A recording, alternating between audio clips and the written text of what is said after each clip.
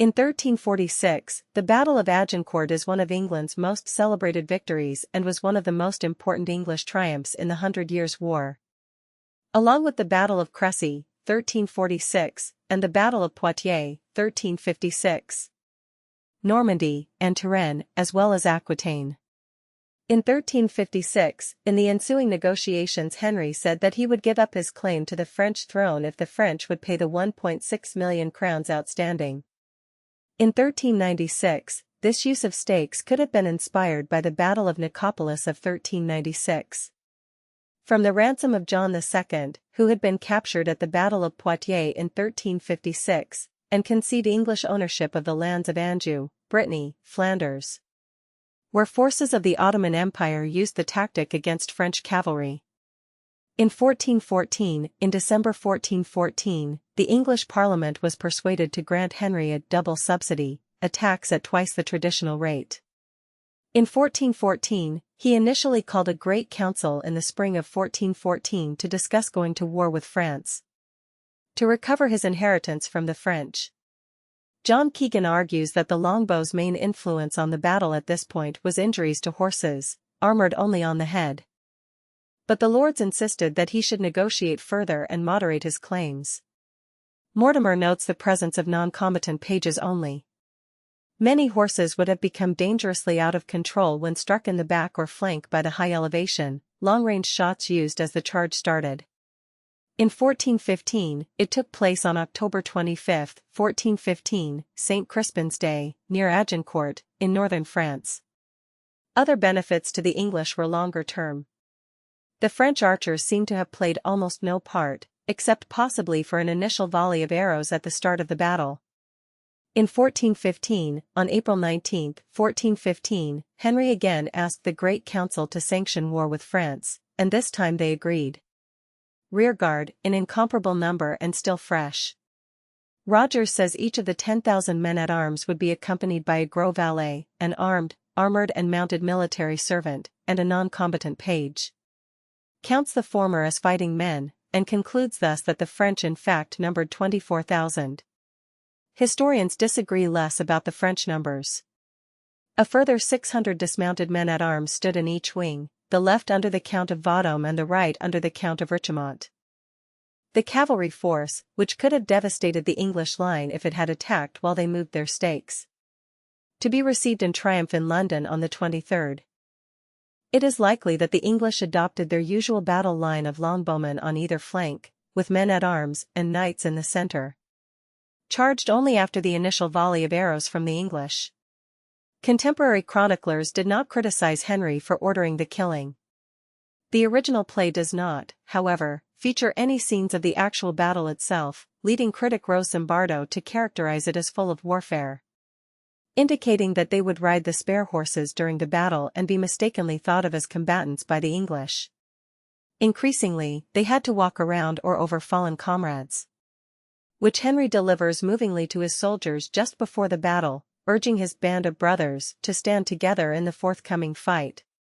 Despite their numerical disadvantage, the battle ended in an overwhelming victory for the English. Resume fighting. Ian Mortimer endorsed Currie's methodology, though applied it more liberally, noting how she minimizes French numbers, by limiting her figures to those in the fighting. Opening moves on the morning of October 25, the French were still waiting for additional troops to arrive, solving the disagreement over claims to the French throne. Basic army and a few specific additional companies, and maximizes English numbers, by assuming the numbers sent home from Harfleur were no greater than 6. The Battle of Agincourt, Agincourt, French, Agincourt, Agincourt, was an English victory in the Hundred Years' War. Aftermath: the French had suffered a catastrophic defeat. The Gesta Henrici places this after the English had overcome the onslaught of the French men-at-arms and the weary English troops were eyeing the French, yet empty of conflict. The play introduced the famous St. Crispin's Day speech, considered one of Shakespeare's most heroic speeches. Dennis, Mortimer gives 14 or 15,000 fighting men. The English had very little food, had marched 260 miles for 120 kilometers in 2.5 weeks, were suffering from sickness such as dysentery.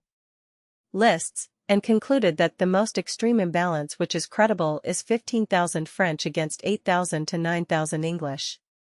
This entailed abandoning his chosen position. As the melee developed, the French second line also joined the attack, but they too were swallowed up, the narrow terrain hampering their effectiveness. Henry would marry Catherine, Charles VI's young daughter, and receive a dowry of 2 million crowns. And contemporaries. It is unclear whether the delay occurred because the French were hoping the English would launch a frontal assault and were surprised when the English instead. Although it had been planned for the archers and crossbowmen to be placed with the infantry wings, started shooting from their new defensive position, or whether the French mounted knights instead did not react quickly enough to the English advance. They were now regarded as unnecessary and placed behind them instead. These stakes had to be pulled out of the ground, carried to the army's new position, and reinstalled to defend the English lines. Partially as a result, the battle was used as a metaphor at the beginning of the First World War.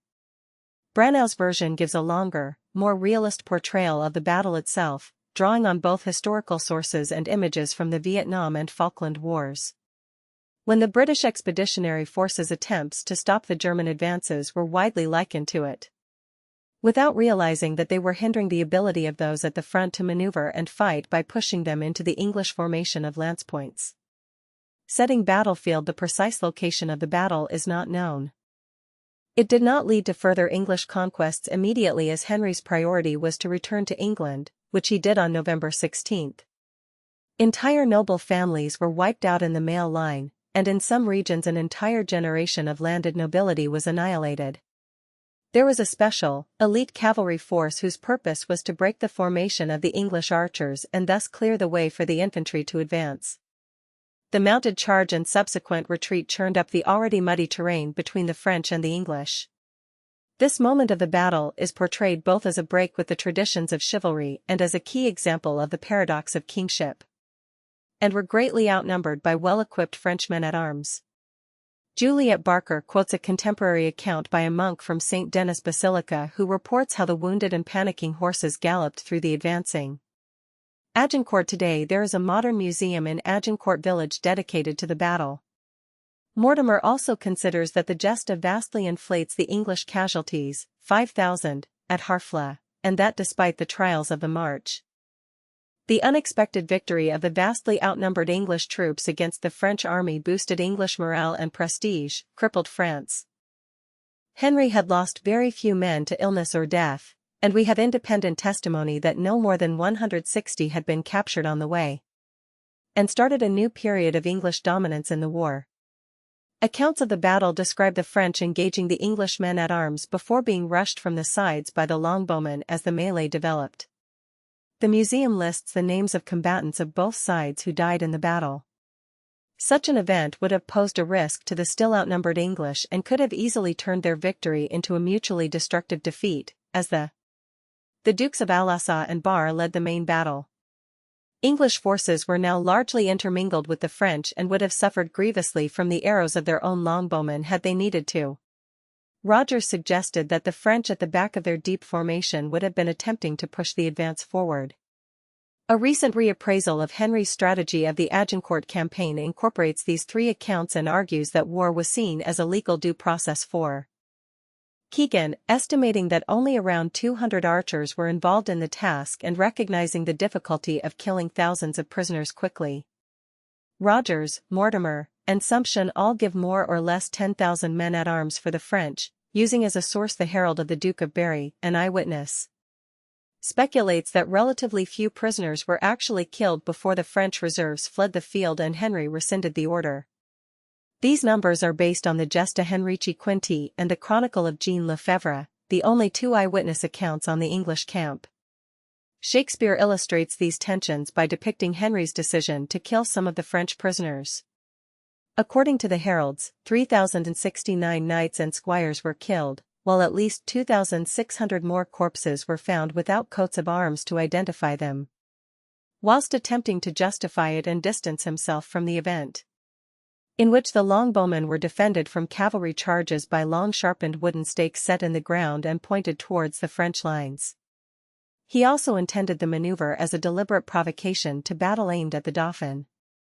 He claimed the title of King of France through his great-grandfather Edward III of England, although in practice the English kings were generally prepared to, who had failed to respond to Henry's personal challenge to combat at Harfleur. Renounce this claim if the French would acknowledge the English claim on Aquitaine and other French lands, the terms of the Treaty of Bretigny. A second, smaller mounted force was to attack the rear of the English army, along with its baggage and servants. Rather than retire directly to England for the winter, after his costly expedition had captured only one town, Henry decided to march most of his army, roughly. The bailiffs of 9 major northern towns were killed, often along with their sons, relatives, and supporters.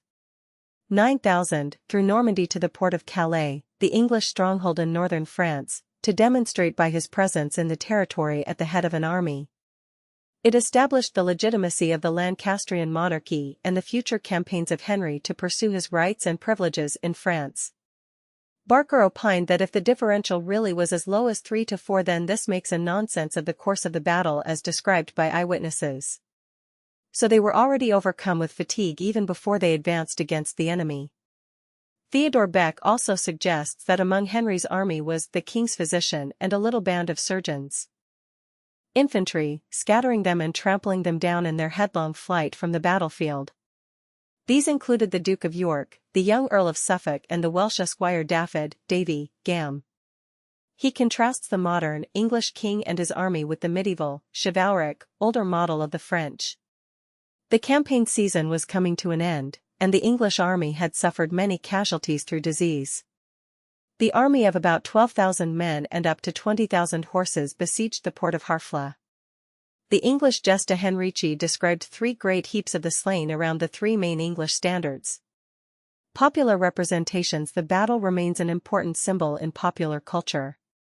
Henry ordered the slaughter of most of the French prisoners, possibly numbering in the thousands.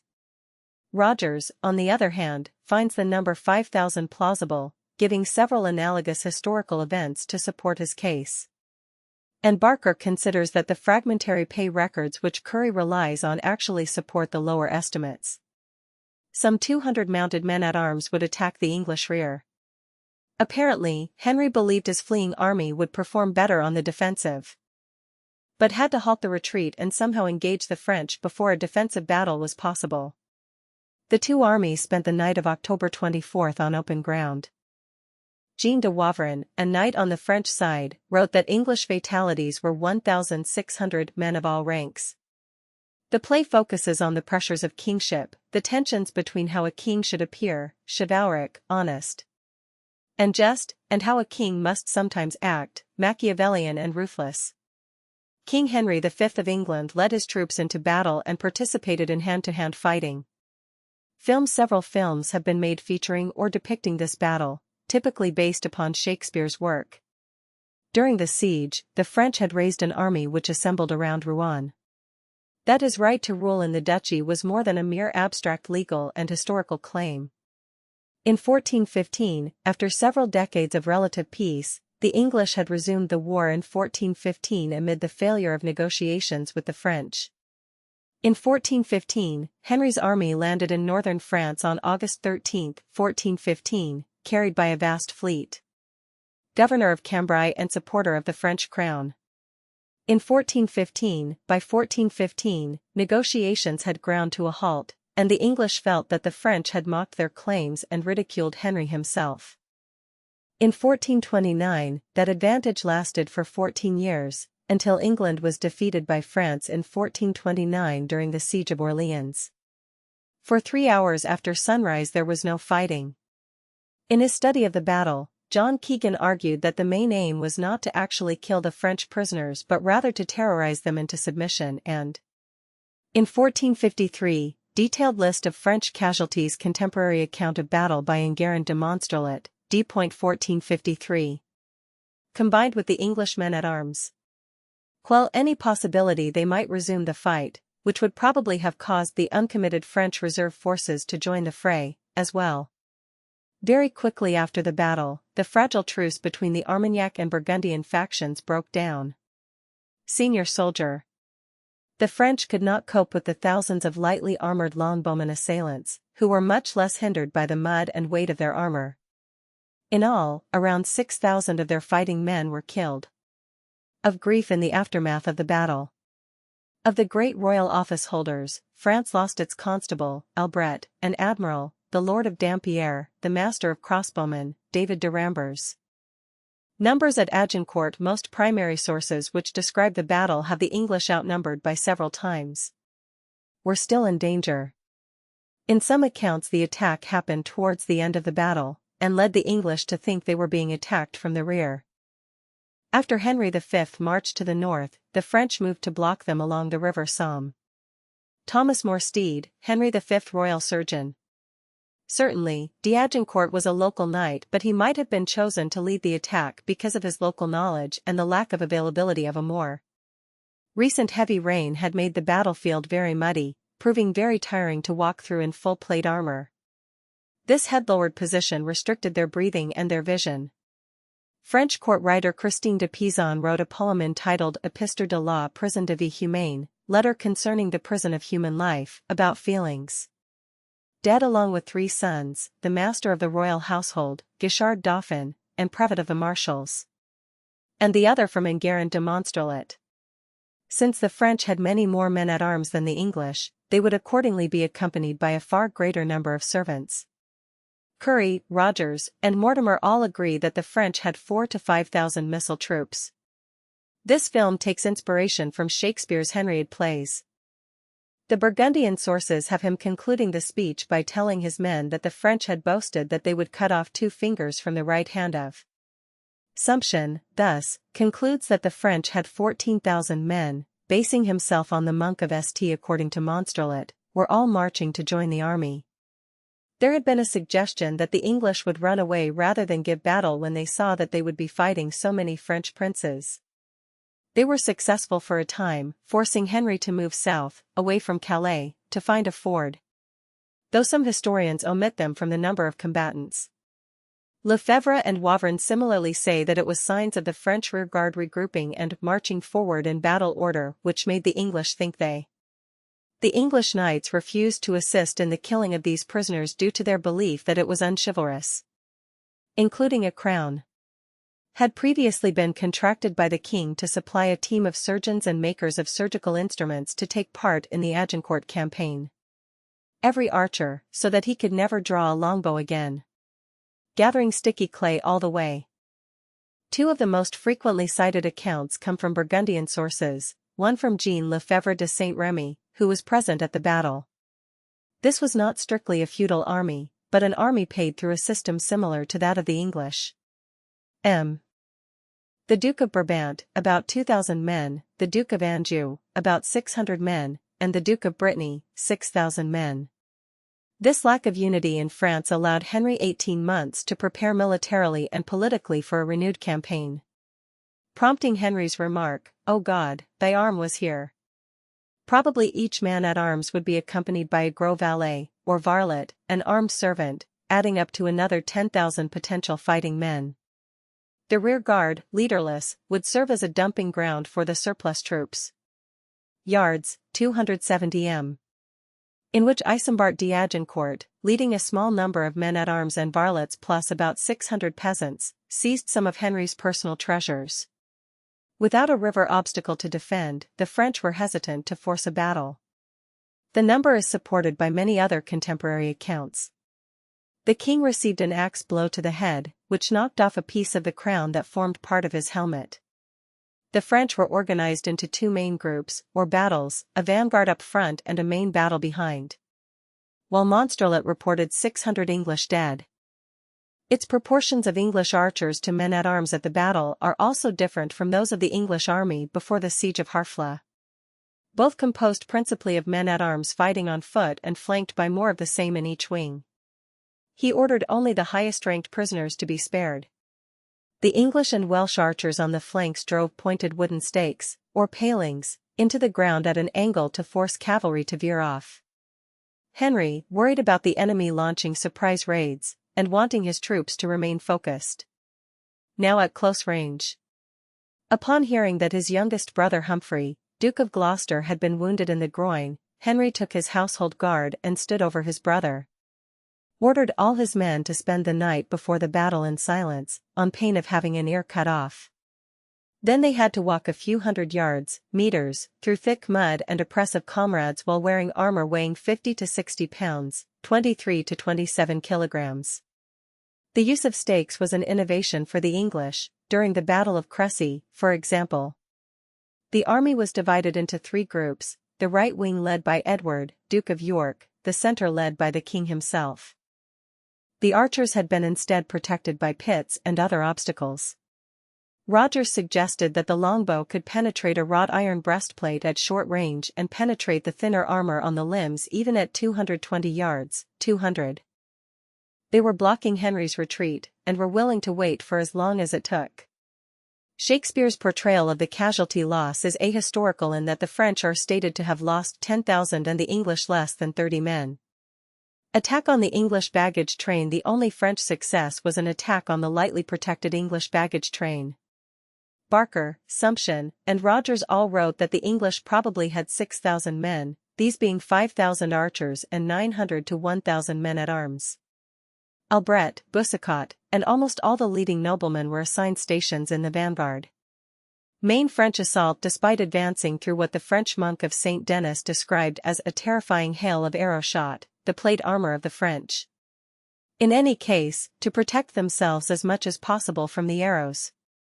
Men-at-arms allowed them to close the distance to the English lines after the English longbowmen started shooting from extreme longbow range, approximately 300. The French had to lower their visors and bend their helmeted heads to avoid being shot in the face. Many lords and gentlemen demanded and received position in the front lines, where they would have a higher chance of acquiring glory and valuable ransoms. As the eye and air holes in their helmets were among the weakest points in the armor.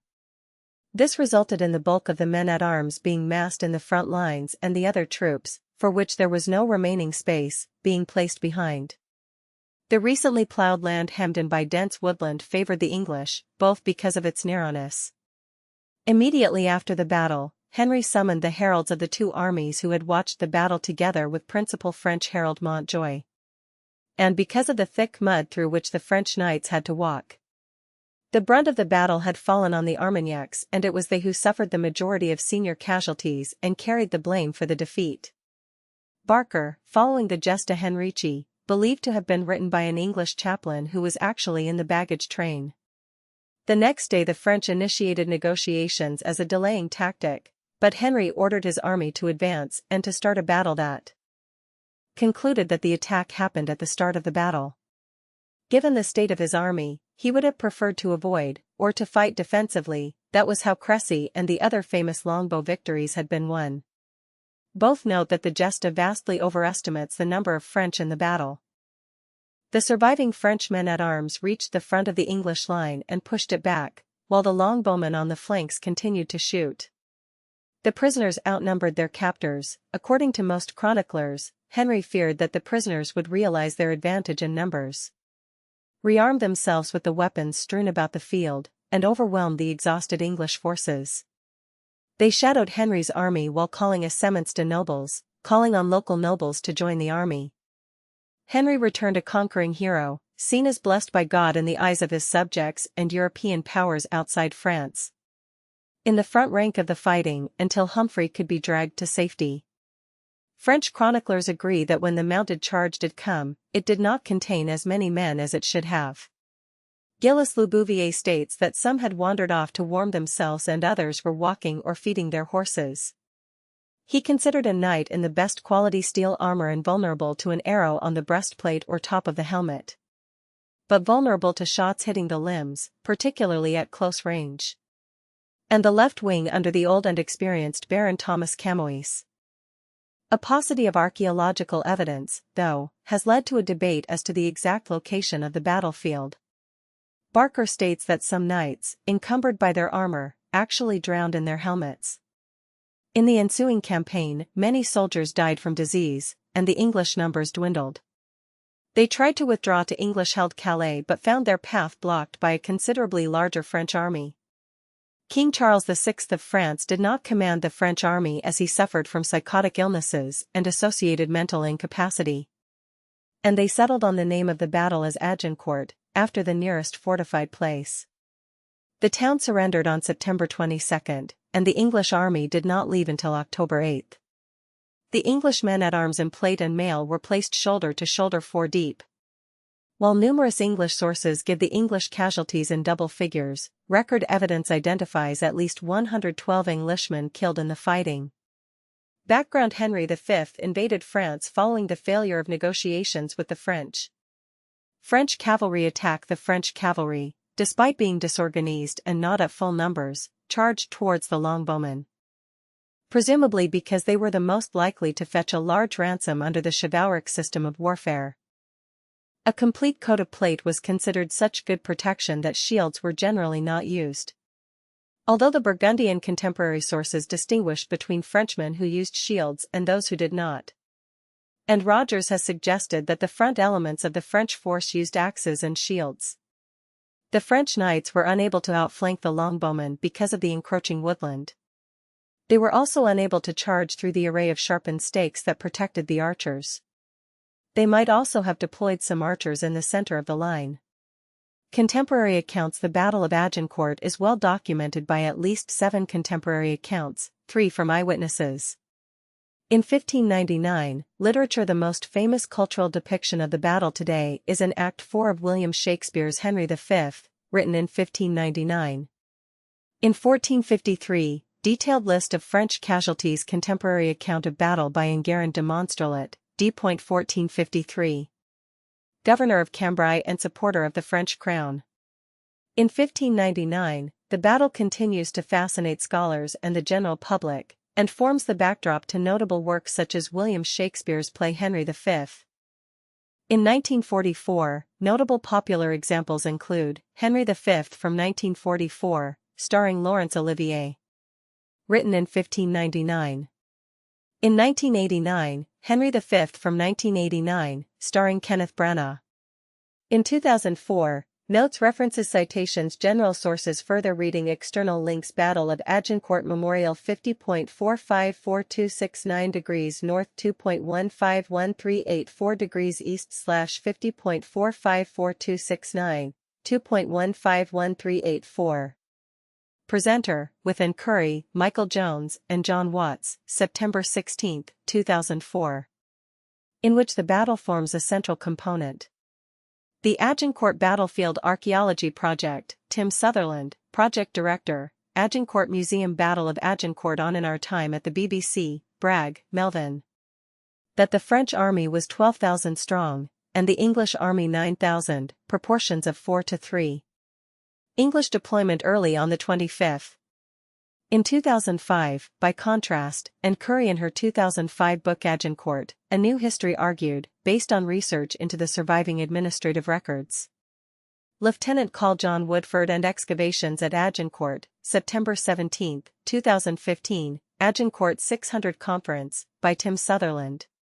Swords, and the Burgundian sources have a similar passage.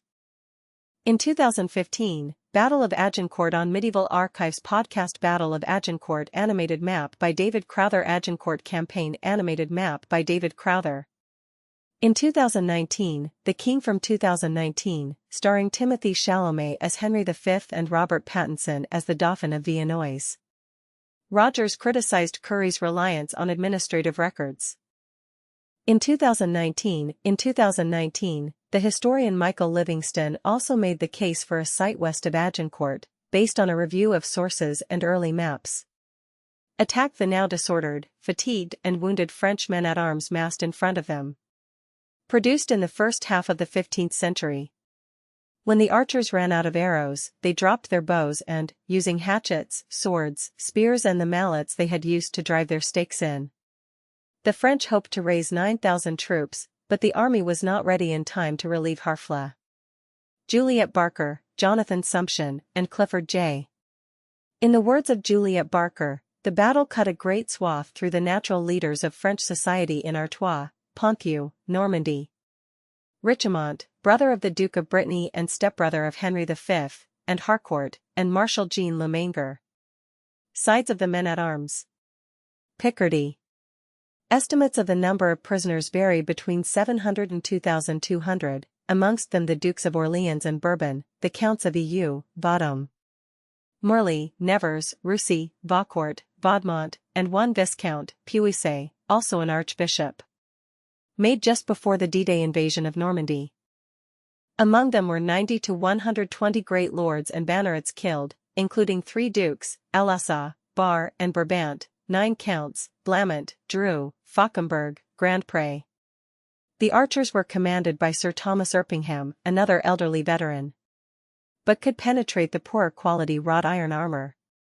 When that campaign took place, it was made easier by the damage done to the political and military structures of Normandy by the battle. The deep, soft mud particularly favored the English force because, once knocked to the ground, states the French probably had 12,000 to 15,000 troops. Henry deployed his army, approximately 1,500 men-at-arms and 7,000 longbowmen, across a 750-yard (690 meters) part of the defile. The heavily armored French knights had a hard time getting back up to fight in the melee. According to contemporary English accounts, Henry fought hand-to-hand. Dennis says, their vanguard, composed of about 5,000 men, found itself at first so tightly packed that those who were in the third rank could scarcely use their. Both lines were arrayed in tight, dense formations of about 16 ranks each, and were positioned a bowshot length from each other. Other ballads followed, including King Henry V's conquest of France. Henry made a speech emphasizing the justness of his cause, and reminding his army of previous great defeats the kings of England had inflicted on the French. Shakespeare's play presented Henry as leading a truly English force into battle. Currie and Mortimer questioned the reliability of the Gesta, as there have been doubts as to how much it was written as propaganda for Henry V, playing on the importance of the link between the monarch and the common soldiers in the fight. Music and poetry. Soon after the victory at Agincourt, a number of popular folk songs were created about the battle, the most famous being the Agincourt Carol. The English finally crossed the Somme south of Peronne, at Bethencourt and Voyens, and resumed marching north.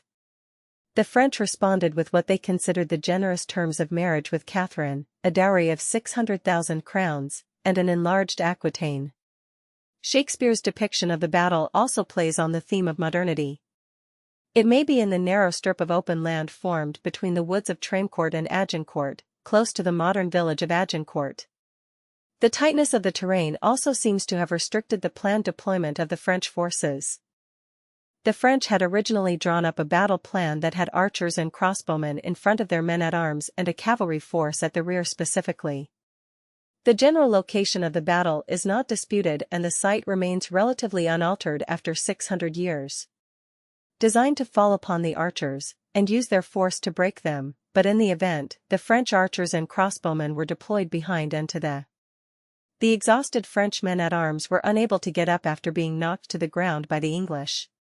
To disperse the enemy archers, a cavalry force of 800 to 1,200 picked men-at-arms, led by Clignet de Brebon and Louis de Bossardon. On account of the lack of space, the French drew up a third battle, the rear guard. After the initial wave, the French would have had to fight over and on the bodies of those who had fallen before them, which was on horseback and mainly comprised the valets mounted on the horses belonging to the men fighting on foot ahead.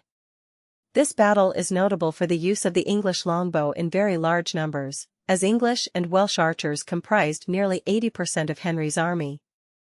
The French were commanded by Constable Charles d'Albret and various prominent French noblemen of the Armagnac party.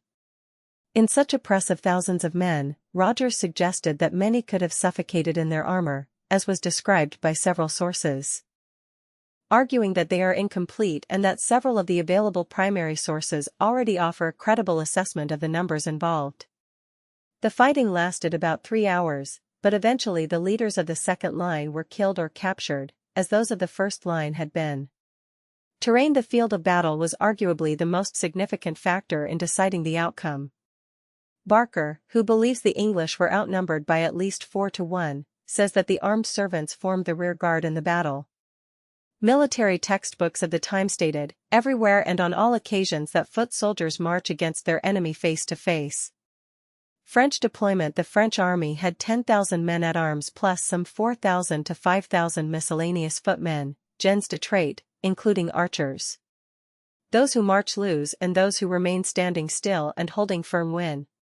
On top of this, one particular cause of confusion may have been the number of servants on both sides, or whether they should at all be counted as combatants. The French were expecting thousands of men to join them if they waited. The English account in the Gesta Henrici says, "For when some of them, killed when battle was first joined, fall at the front." By October 24, both armies faced each other for battle, but the French declined, hoping for the arrival of more troops. So great was the undisciplined violence and pressure of the mass of men behind them that the living fell on top of the dead. The English made their confessions before the battle, as was customary, raising the popular prominence of particular events mentioned only in passing by the original chroniclers, such as the gift of tennis balls before the campaign. He told his men that he would rather die in the coming battle than be captured and ransomed. Believed to have been written by a chaplain in the king's household who would have been in the baggage train at the battle. Although the victory had been militarily decisive, its impact was complex. The list of casualties, one historian has noted, read like a roll call of the military and political leaders of the past generation. Was distributed evenly between both flanks of the vanguard, standing slightly forward, like horns. The poem Book of the Four Ladies, by French poet Alain Chartier, features a fictional discussion between four women whose lovers fought at Agincourt.